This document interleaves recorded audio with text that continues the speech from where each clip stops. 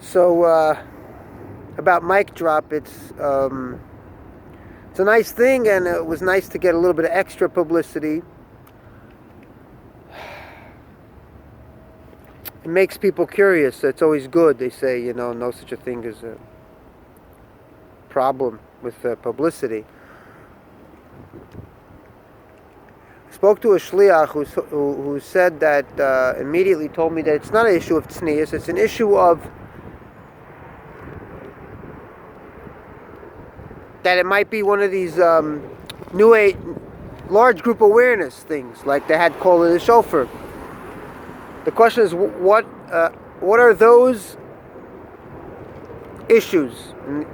And it probably is just the way it is, because everything else exists. For example, one guy who used to be on shlichus at a campus in university once asked me, after he came back and we learned smicha together, he asked me, what was it that the Rebbe didn't want young Bachrim to be in university? It didn't really make sense, because we can go everywhere in the city, and there was a Hefkedis in Crown Heights, and really, what was the threat of campus life? So we grew up naively thinking that tznius was the issue, which, of course, if we were smart, we would tell our parents, look, let me tell you that I'm not gonna keep it.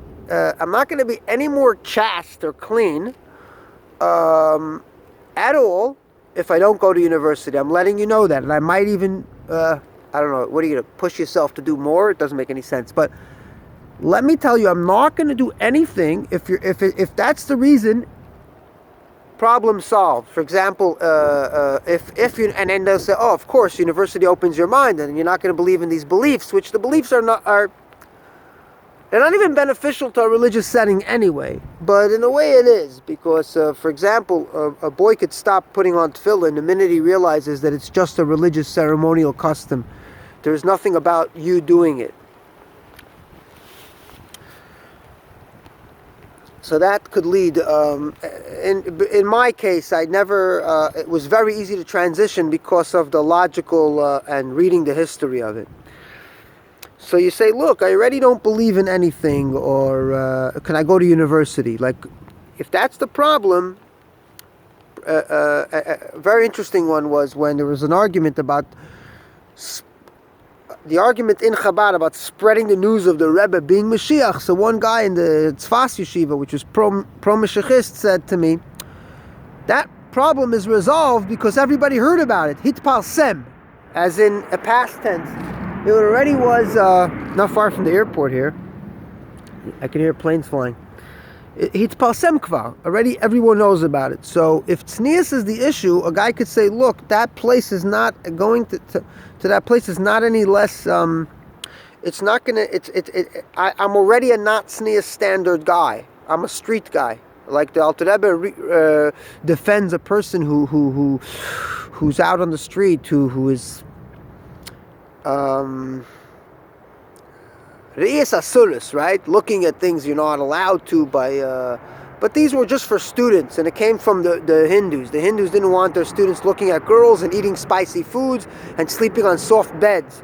So luckily none of these made it into Halakha, but a lot of Jewish mystics would actually sleep on hard benches and stuff, and not use pillows because they thought it a pillow, bed, sex, it was all one thing to them. And it's very easy to actually convince people that. It's very easy. If not halacha, because halacha is a very broad thing, but if those rabbis who are not well educated in the history of halacha had their way and were crazy enough, they could do more damage if we only let them. So, but to explain, the best part is to understand the history of halacha and what is responsa. Responsa in Judaism. Responsa is basically people asking leaders how to live. So this existed not just in other religions, but also in secular societies as well, like in Rome, asking people, philosophers. So the best analogy I got from a class on comparative religion was he was explaining how it worked in Iran. In Iran, there was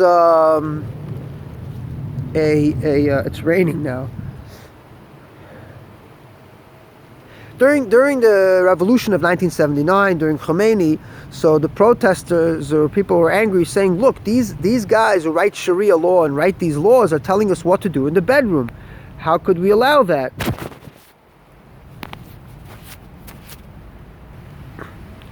How could we allow them to tell us how to behave in the bedroom? It's our privacy. And the answer the professor gives is a very, it's to the point, and it's honest, and it's the actual nature of Responsa, of Sharia law and Halakha.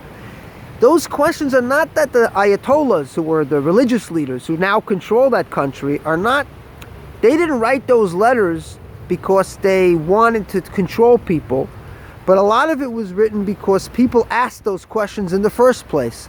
So a lot of these laws of halachas and questions are actually, if you look in the Gemara Saita, a guy who accuses his wife, the rabbis are trying to prevent people from killing their wives, and they're also, so there's a process in the Torah of the woman being accused and punished, and then there's a process, and then the rabbis try to modernize it by telling you, don't warn your wife, because if you do, it's going to be a problem for you too. Very clever.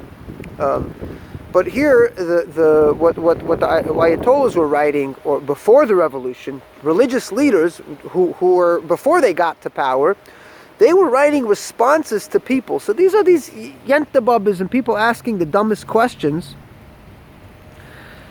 And the only reason why they write such stuff is because people asked it in the first place. When we were on Shlichus in Russia, so we had time to learn a lot, and we were opening a Kitzur Shulchan Aruch, going through the laws, and one boy looked at it. He actually stayed a frum Jew. He lives in the community and Shemer Torah Mitzvahs and everything, Lubavitch.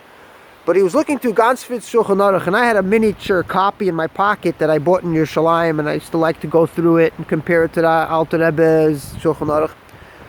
And he looked at it and he was so upset, and he said, this is horrible. How can I live my life by these rules? Because it was probably rules that had to do with sex, because I think that's what he was reading then. I think he was clear about it. Came from a great family and all that. So he was very upset at the Shulchan Aruch. So what we forget in the history of Responsa in Judaism is that these are questions that people asked. If nobody's asking, the Rav has no business writing, because it's based on a lot of it is based on the travel that they did. Anyway, I got to go now. It's really pouring.